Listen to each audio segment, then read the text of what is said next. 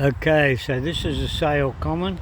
I'm just going to do a walk around the common, try and show you a bit of interest about the place, and anything that's a point of interest I will point out. But yeah, it's a nice day.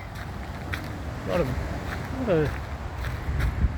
growth on the water here. I believe it's looking rather brown, but I'm not sure what that is. But anyway, that's how it is. It's a lovely place down here. Nice day, nice sun. Wind's a little bit cool, but that aside, it's rather good. A little bit of a walk, but we'll get there in time.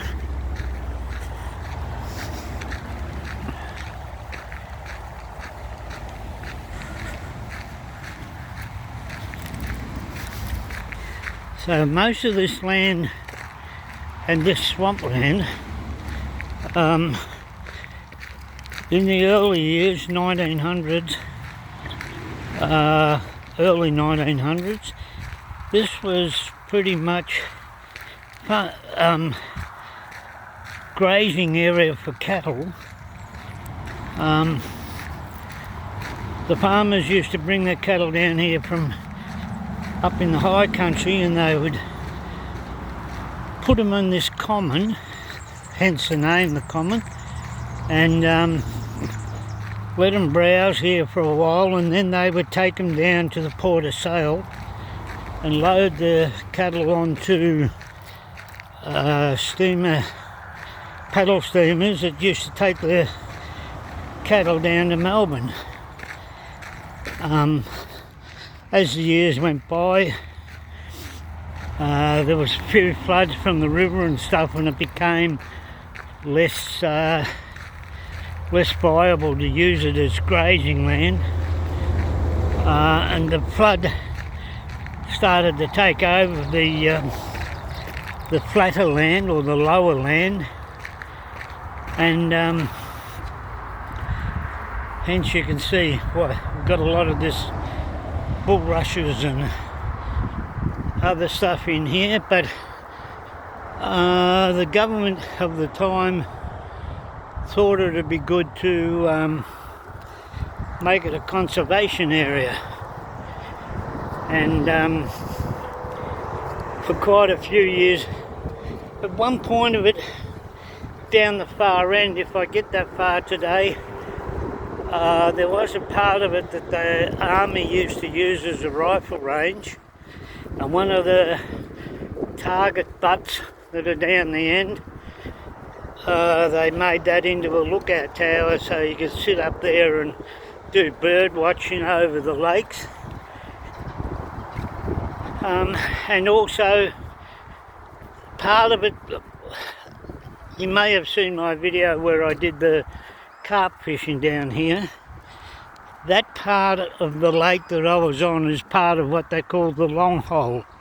Now, in the early days, the long hole they used to use to make paddle steamers, and then they'd wait till the water in the river got a lot higher, and they'd put rollers under the paddle steamers and roll them across land, across the area that is now the highway, and took them across to the river, rolled them across land. You can see up there, this is pretty dry here at the moment, but it gets quite flooded. I've been on this boardwalk when the water, area was all water, but it's all mud at the moment.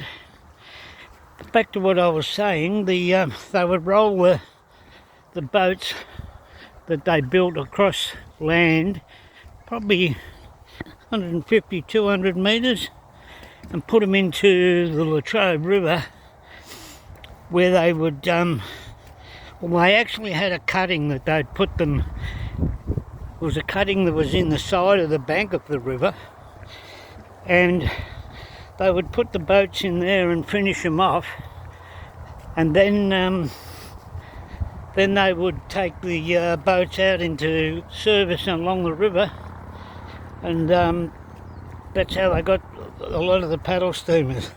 It was a long run for the paddle steamers because they had to go along the Latrobe River, out through Lake Wellington, then Lake Victoria, then Lake King, and then out through the entrance at Lake's entrance, which wasn't the entrance that's there now. It was even further down east, and they'd go out through that entrance and then around to Melbourne, which was probably a 300-mile run along the coast, and then back up through Port Phillip Bay to the Port of Melbourne, which was then known as Sandridge. So yeah, as you can see, there's a lot of this cane grass here and a lot of mud, but yeah, it's a nice walk, nice day for a walk actually. This is a long jetty, or not jetty, boardwalk. Back in, I would say the early 90s, we had a system in Australia of work for the dole. So if you wanted to get your unemployment relief money, you had to do some work to justify it if you couldn't get a job. So all these boardwalks around this commons were built by unemployed people under supervision from various people and organisations, and some of them were, let's say, not the best. There's one in particular part of this walk system. You can't actually walk on the boardwalk because it got badly damaged when they had some floods here, but these were all built at the same time, and this one survived it. The other one was ad hoc built, and it only had one side rail on it, the other side had nothing, and it was only about, well, if you look at this boardwalk, there's two rows of screws, one in the, one about where the shadow is that you can see there, and there's another row just a little bit to the right of it. So this other bit on the far right was not there on the other ones. It was really narrow. I rode my push bike around there a couple of times, and it was really hard. If somebody was coming the other way, you had to virtually dismount and stop and let them pass. If there was people with children in prams, they had to be careful they didn't fall off the boardwalk. Anyway, eventually they have closed the boardwalk, and I believe they're in the process of working out finances to rebuild it, and eventually it'll get reopened, hopefully a bit like this long boardwalk here with sides on both sides and a bit more width in it. That would be quite good.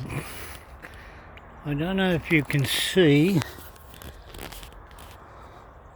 Oh yes, up in the air here we have a beautiful eagle flying around doing his hovering bit. This area has a lot of not so many wedge-tails. You get the occasional wedge-tail, but we get a lot of sea eagles, falcons, hawks, a lot of lovely birds. But yeah,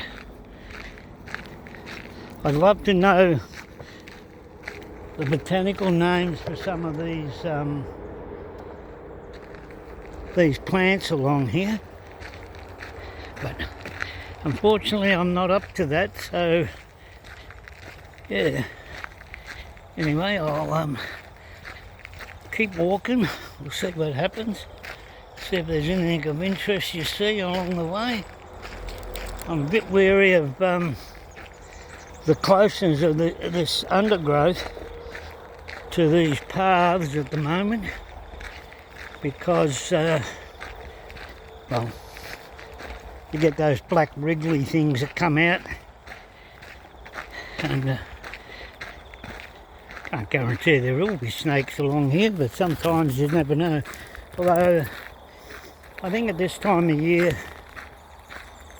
snakes are starting to think about hibernation in Australia, or down in the lower end of Australia. It's starting to get cold at night. The other night I think we got down to 2 degrees, and yeah.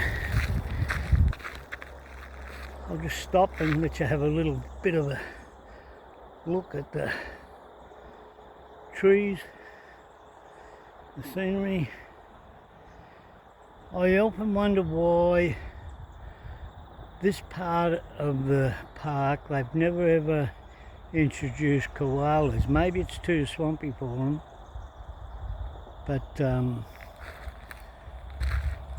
don't know. Yeah, perhaps that's why, because it's certainly, at the moment it's not too bad, but in the summer, wintry months when the water comes up, quite often you can't walk this path because it's overgrown with water and flooded. Sorry about the shakiness, but I've got a handheld phone, and it is a bit awkward to walk with it, but it's starting to get out of this thick marshy stuff here into a more parkland like setting, as you can see probably up ahead here.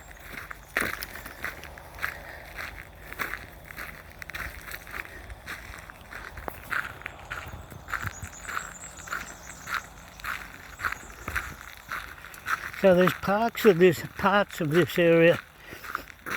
This is one just here on the left. Before this got flooded, as you can see, there used to be a picnic table set up here, and this grass area was a much nicer area. They could sit there, have a nice sunny or shady spot for a picnic, but the water took over, as usual, like nature always does, and yeah, just notice up ahead here on the path, there's a big ibis sitting there, just looking. He'll probably take off before I get there, but yeah, he's getting a bit nervous now.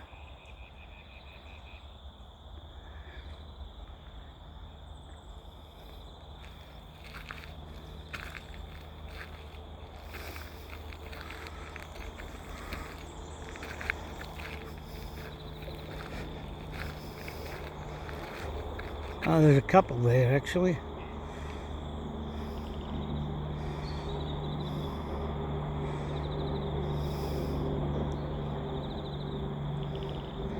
Just watch him for a few minutes, see what he's up to, see what he wants to do. Oh yeah, he's gone. Yeah, he probably saw me and thought, oh, he's an ugly bugger, I'm getting out of there. So, but anyway, so I noticed last time I was down here, they have cut a path down through here.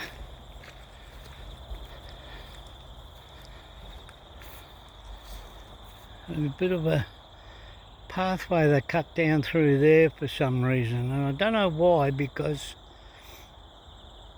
there's nothing down there. It's just the end of the swampy lakey bit.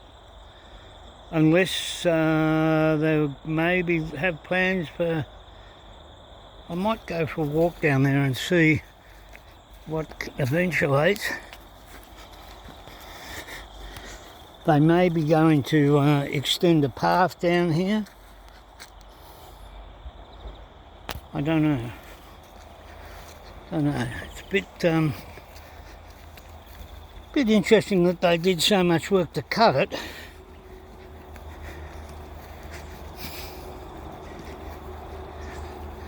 Might as well utilise the path and see what we can find down here. I tell you what though, there's some nice looking trees here. This one in front of me, it's a magnificent tree.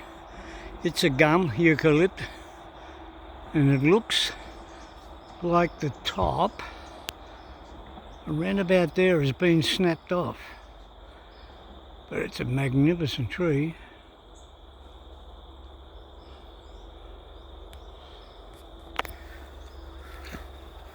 Anyway, I'll keep walking towards that tree and see where this path eventuates to.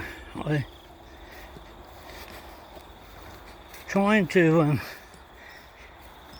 keep my eye on what's going ahead of me, because it's a good spot for a snake or two.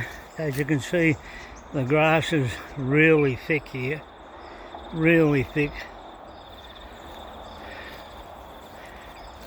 It's almost like walking through a jungle, and then you've got this grass path that's been cut.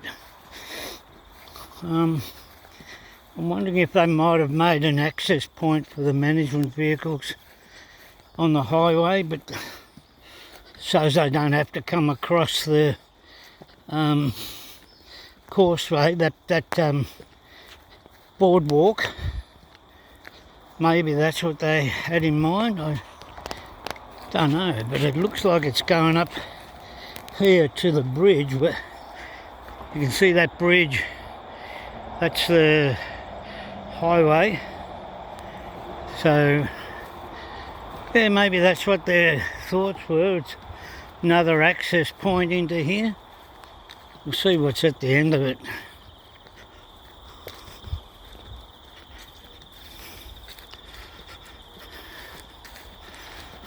It's not the easiest ground to walk on. It's very much up and down and all over the place really, but nice looking parkland. Maybe that's something they're thinking about doing, is cutting it up into a grassy land bit of thing. I don't know, but we're nearly to the highway, and it looks like there's a lagoon or channel here that they might be trying to access.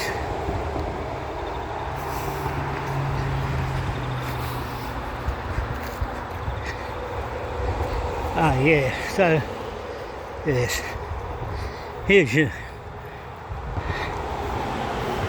yes, I see what they've done. They've cut, so along here they've cut a pathway all the way along the side of this road, probably as a power cable or something running under here, as you can see on that sign. Maybe they're needed to keep the access to that. And I'm pretty sure at the other end of this bit of grass that I'm on, we'll nearly come out to the car park. Yeah, it must be a maintenance access track. But it's interesting though it's there, because it gives you another perspective on the whole land, and quite possibly the path will be on the other side of the lagoon where I was fishing the other week. And that's an area you've never really been able to access, because the trees on that side are a big breeding ground for ibises and sea eagles, herons, all sorts of birds. So maybe they've made the path to help the authorities or whoever to access the breeding ground there and do a bit more of a study on them. I don't know. we will see. Anyway, it's a bit of a walk back, but at least I know where it goes to now, so.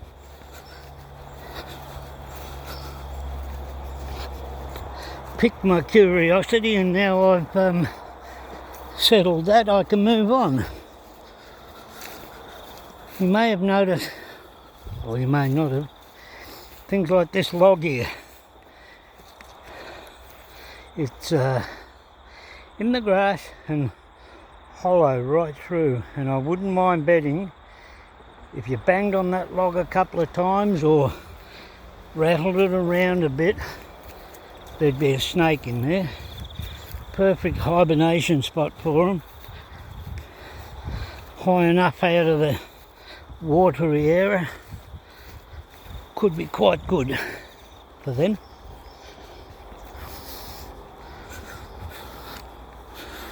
You can see how dense this bush is here. And I do know there is,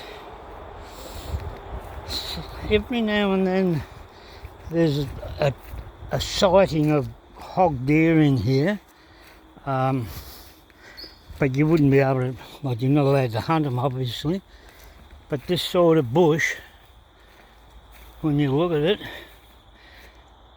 they'd have the water here if they need it, they'd have the cover if they need it, and with the cane grass out in the lake that we passed, they'd have perfect access to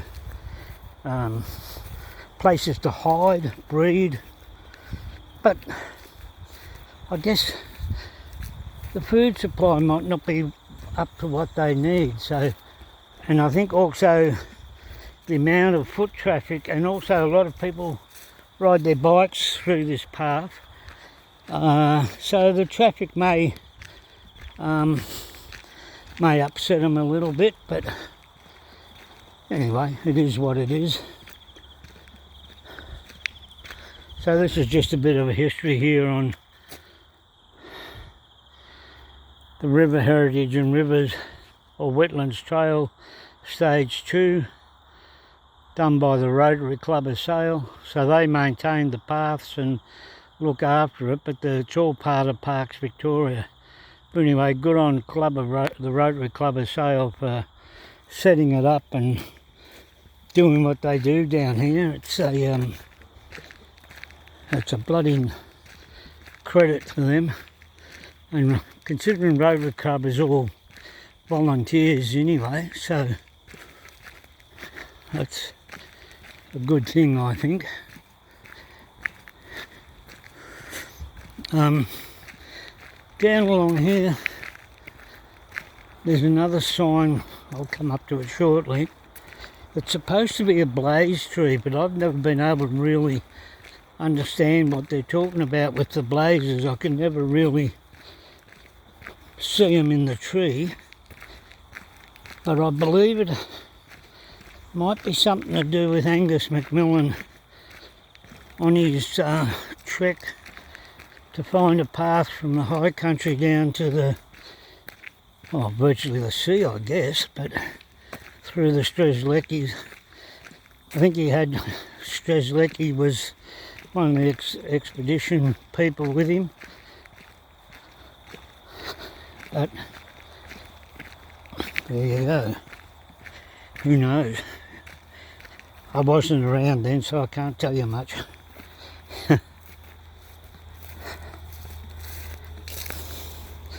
So this is depicting the Gippsland red gums that come down across the track.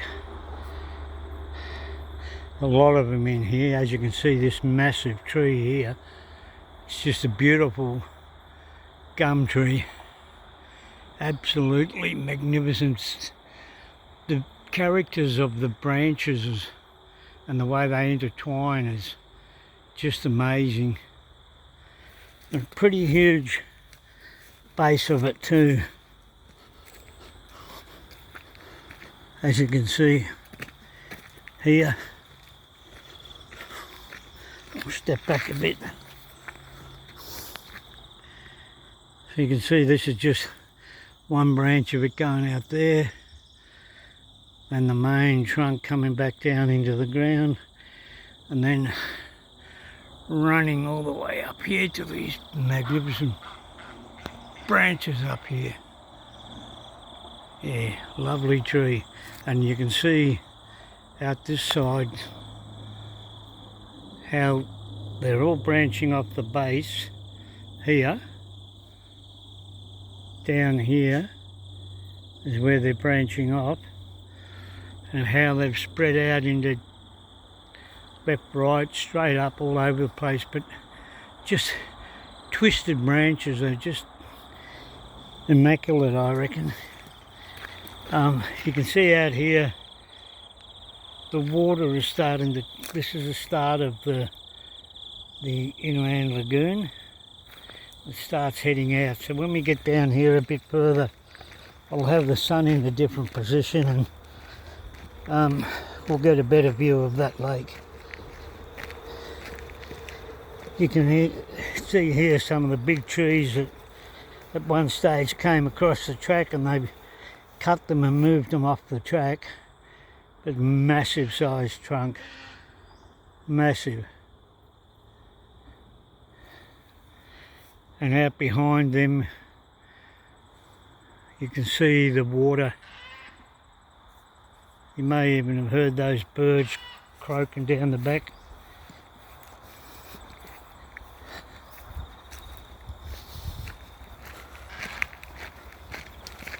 Making some weird noises, those birds. I haven't heard those noises before.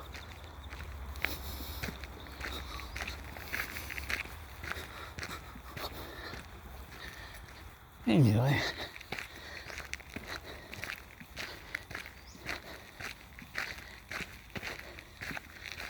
so this is more, I call this the blaze tree here, part of the Riverlands wetlands, and it's supposed to have had blazes cut into it, but I'm not sure I can see any blazing in it. But like I said, you got these magnificent twisted, almost knotted branches. It's just incredible. I'd love to do a nighttime walk through here with a spotlight and see what comes out of the trees. But you can see these twisted, wavy branches, just unbelievable. Alright, so over here now we have the lagoon, which goes for quite a while, and I can see there's been a carp jump out here. The trees on the other side there are breeding ground, and just up here on these branches is another ibis. Having a look around, not sure whether I'm friend or foe. I'll probably take off shortly because he's getting a bit nervous, I think. Weird looking bird, but yeah, I think he's just about ready to fly the coop.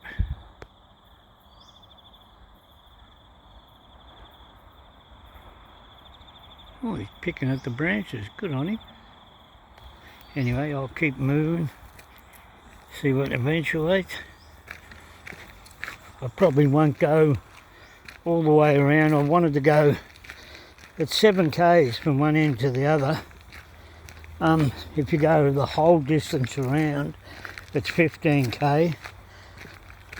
But I was just going to do a nice afternoon stroll, just a bit of exercise. I've had a few problems with my legs lately with tendonitis in the tendons, and the doctor said I should do a bit of walking, not hard stuff, but just a bit of walking and try and stretch my tendons a bit. So I thought today's a good day, nice and warm. Well, not warm, but it's warm, but not hot. And there's no real cold breeze, so I'll go for a walk and take this video, Bit of a nature walk for you. Hope you're enjoying it. I know it's a bit hard when I'm walking to keep the camera steady, and some of the path is pretty overgrown, so there's not a real lot there to see, but you can see such a beautiful place for this sort of thing. It's lovely. So you can see out here, this is lagoon, and it is absolutely chock-a-block with carp. It's mind-boggling. And across the river here, I'll zoom in.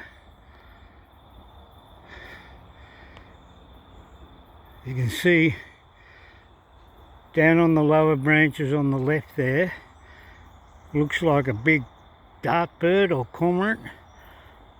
And then to the right of that, there's another one sitting in the branches, but he's pretty well camouflaged. Oh, there we go. He just took off. And then up above him, there's a couple of more up there. Yeah, so along those tree lines, it's a bit hard to see at the moment. Springtime, you'll see a lot of quite large nests, and they're eagles' nests, cormorants' nests, all sorts. Everybody seems to some reason gather on that side. You can see that dartbird has jumped off and is swimming around. There he is there in the water. This is one of the dartbirds you'll quite often hear Burko talk about when he's talking about the snake bird. He said it looks like a snake with its head out, but it's actually a big bird. And I'm sure they call them Australian darters. Weird looking bird. You can see how much of his head, oh there he is, how much of his head is sticking out of the water. Fascinating animal. I believe that long neck, I had a bit of a read up on them. They say the long neck is so that when they're in weedy areas, they can get their neck down under the water to feed off the bottom. Also, it helps them when they're flying. They stretch out almost like a dart. I think that's how they get their name. They stretch their body out almost perfectly horizontal with their back, and it makes them very aerodynamic.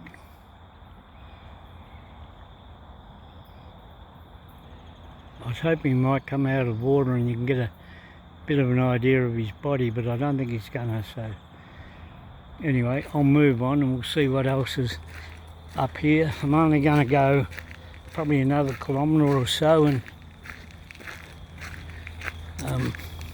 starting to get a few twitches. There goes a cormorant flying across the water there. Oh, he's gone. Oh no, he's landed in a tree, pushed another bird out of the tree because he wanted it more than him.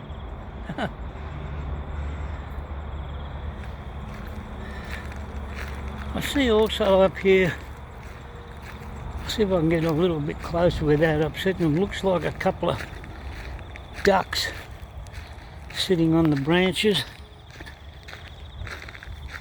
Out this side, I did show you this on my other video I did. Out here there's a whole row of ducks. I can't get my phone to go any higher than the zoom it's already on, but yeah, whole row of ducks there. And here's a big, where are we? There he is. Lovely pelican. Oh, where'd he go? Geez, they fly fast. Sorry guys, I missed that, but it was a lovely pelican. He got up and he started to glide a bit and he just took off like a rocket.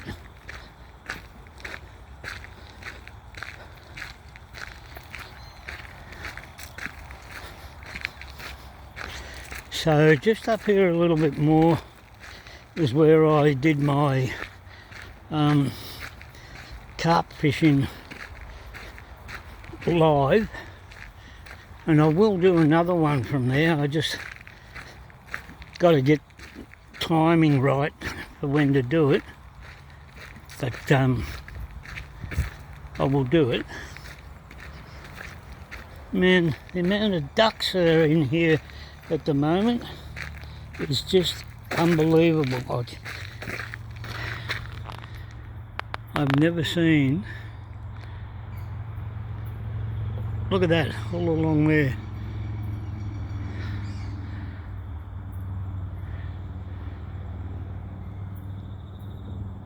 Mobs of them. There's another pelican sitting there,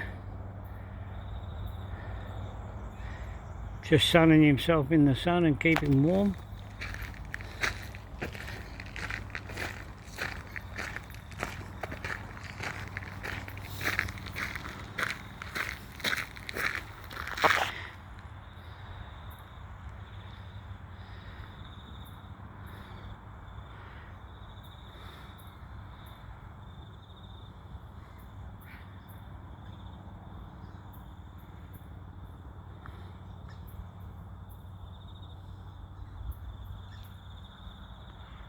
Looks like there's some other bird behind that pelican, but I'm not sure what it is from here.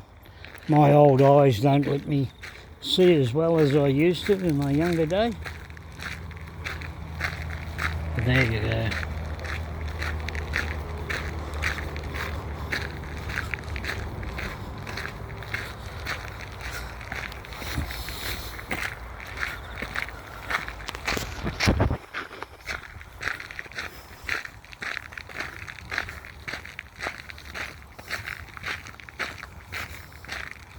So this area here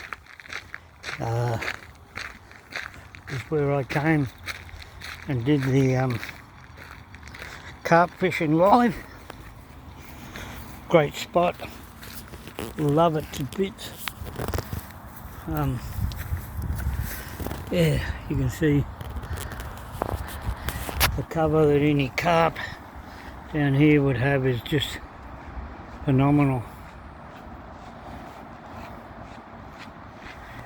You can get a much better idea of the lake. It's so peaceful and quiet.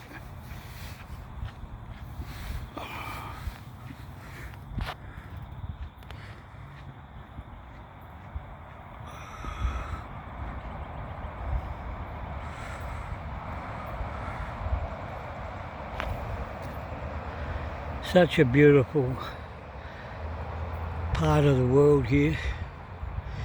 I have quite often come down here and just sit and relax and idle away my time. Probably meditate if you want to call it that. But yeah, it's a beautiful, beautiful resting place. Next time, I think there's a carp just near that tree. You can see the rings.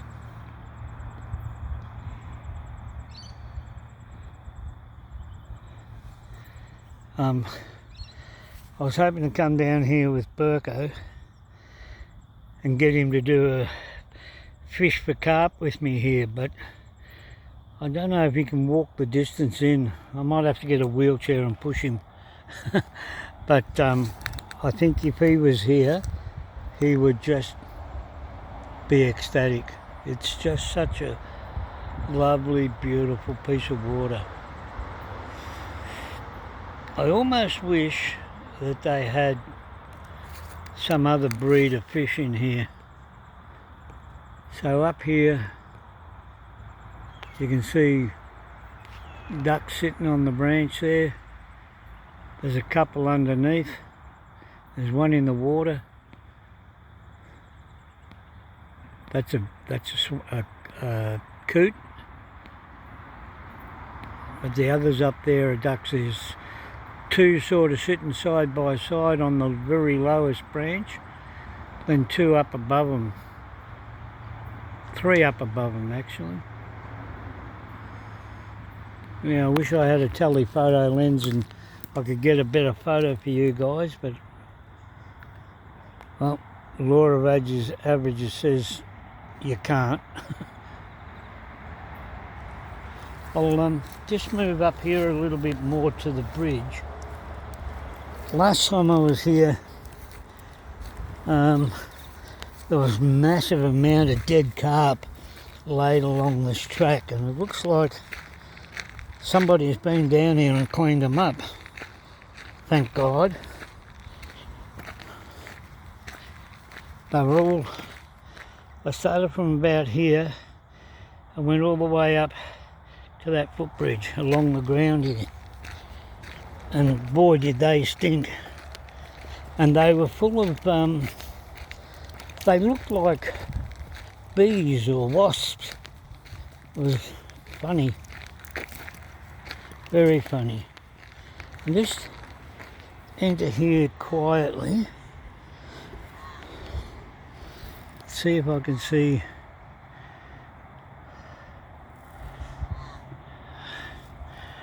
Quite often you'll see the carp hanging around under the bridge here.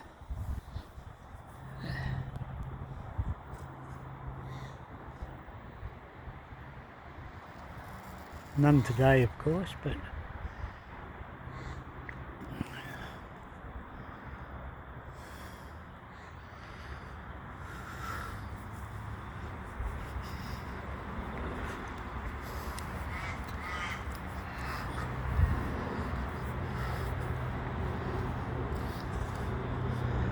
like I said, the amount of ducks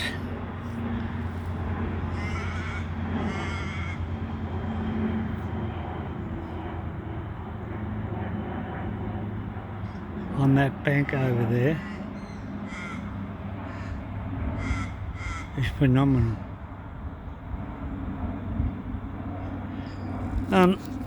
So behind the trees right over the back there's another big area called the Heart, and the Heart is the Australian Field and Game took it over and built up a conservation area. At this time of year it's open to duck hunting. So what quite often happens is the ducks, after a month or so, they move out from the Heart and they come over here into the common, because they know people aren't allowed, well, I would assume they know that it's quieter, there's no gunshots or things like that, so they have a bit more protection. Of course, you're not allowed in here with guns. If you came in here with a gun, you'd probably get shot yourself. So, but that may be why they're gathering here now. I'll just go up here a little bit further to the next bridge, and then I'll call it quits for this little bit of a video. But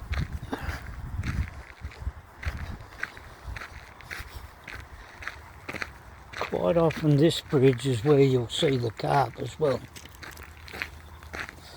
I think my plan will be to come down here and bring some chip pellets and maybe some other stuff and burley up the water about half an hour before I start fishing. So here's another one of the signs, and they're talking about the lagoon birds, and you can see one of the big birds that fly around here. There's a what they call a whistling kite, and also white-bellied sea eagles that actually nest in these trees across the other side of the lagoon here. And you can see those magnificent trees over there. Mainly in the spring you'll see them. There's one going now.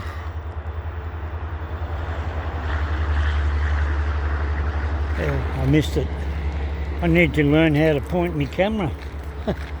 Anyway, yeah, they get up there and they're quite an attractive bird. Although I've never seen their young, but obviously they would be there. But that's how it is in the wild. They're in spots where you can't get to them and see that sort of thing. So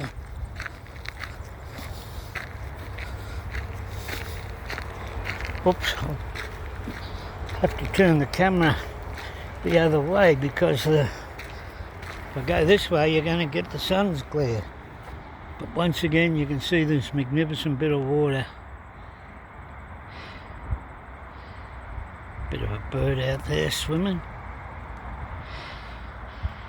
Oop. And out the side again you can see how it's all dried up a bit. It's because we haven't had rain for a while, but when we have the rains and the water, this grass here where that branch and the mud is, in the winter or in the wet weather, when the water starts filling up, that is up to there. The place comes alive. It's a bit hard to explain, but it just seems more lively, a lot more water birds about. I guess that's understandable. But yeah, just a beautiful, beautiful place. There is kangaroos in here. You very rarely see them during the day. I reckon walking around at night through this area you may come across them. Just noticed up here the moon. Unbelievable. This time of day and got half a moon out. Fantastic.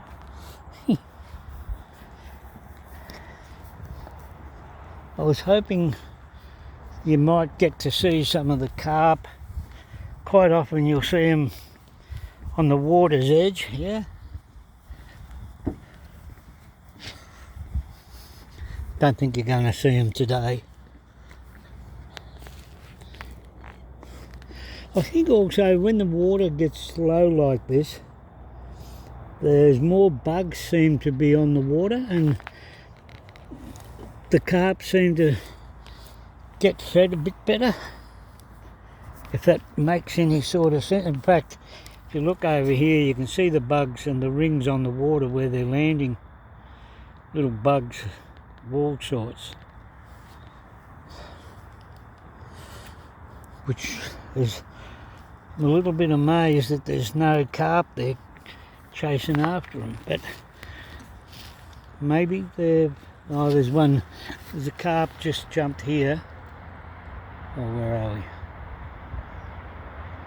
Just in there you can see the rings.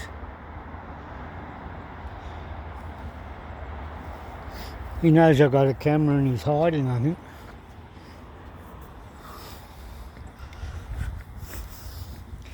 Anyway, that's probably as far as I'm going to go today. I could keep walking and show you a bit more, but the old tendons in the legs are a little bit sore, so I'll call it quits. I hope I haven't been too boring for you. I just love to show you around the sort of country that we've got. This place here,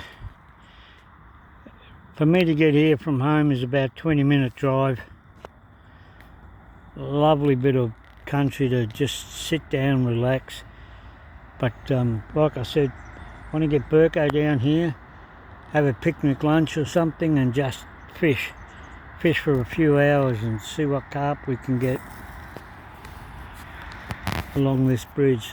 None here today to show you, and actually, to be quite honest, the water is quite murky. It's usually not as murky as this is. It's almost coffee brown. So anyway, it's the way it is.